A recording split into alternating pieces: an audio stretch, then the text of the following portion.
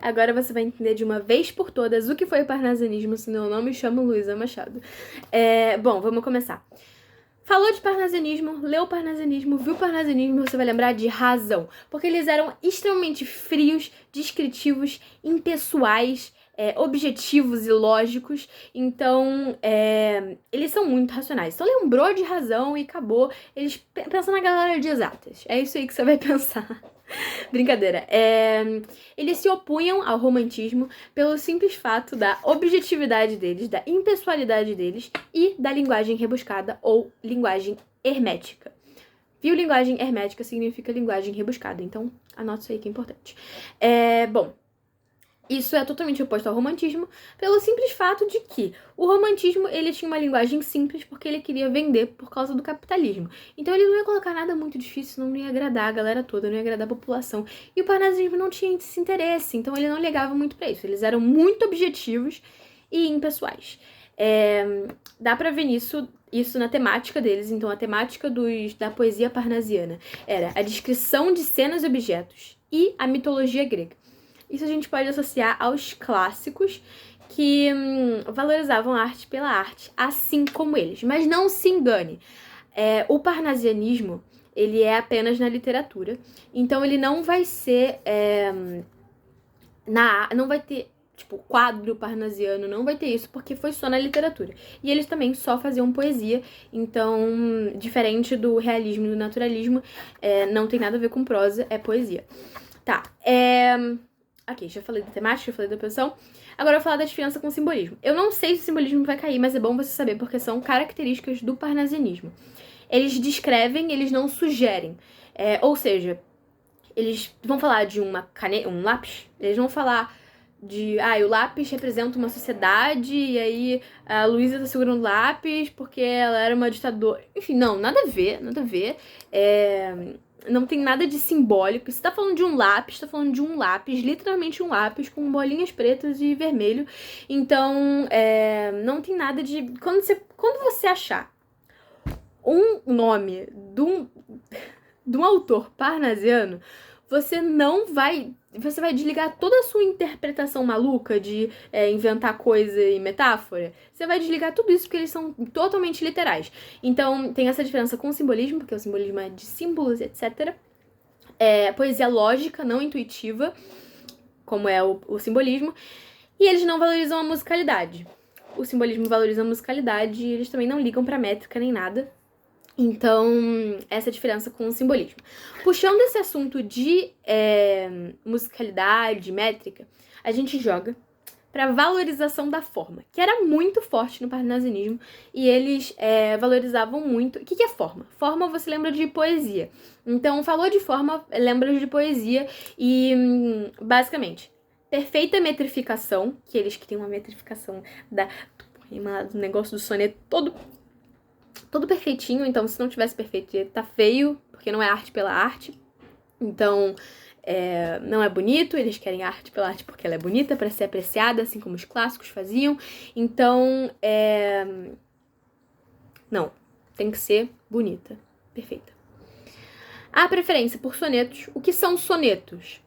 4 versos, 4 versos, 3 versos, 3 versos, ok? Então, isso é um soneto. Eles preferiam sonetos, mas não quer dizer que eles não faziam outros tipos, não faziam, sei lá, 4, 4, 4, 3, ou então 3, enfim, não quer dizer isso, mas eles preferiam sonetos porque eles são visualmente mais bonitos, então eles preferiam sonetos. E agora eu vou falar um pouco sobre as rimas ricas, raras e eventualmente as rimas pobres. Então, vamos colocar uma hierarquia assim de mais raro. Rimas raras, obviamente, as rimas ricas e as rimas pobres. As rimas pobres são as rimas da mesma classificação gramatical, né, de palavra. Então, substantivo, substantivo, adjetivo, adjetivo, verbo, verbo, cantar, falar, andando, cantando. Então, vai ser esse tipo de rima. Isso é uma rima pobre, que é a rima mais fácil de você fazer. Então, é considerado rima pobre. Mas não quer dizer que eles não usam. Eles usam.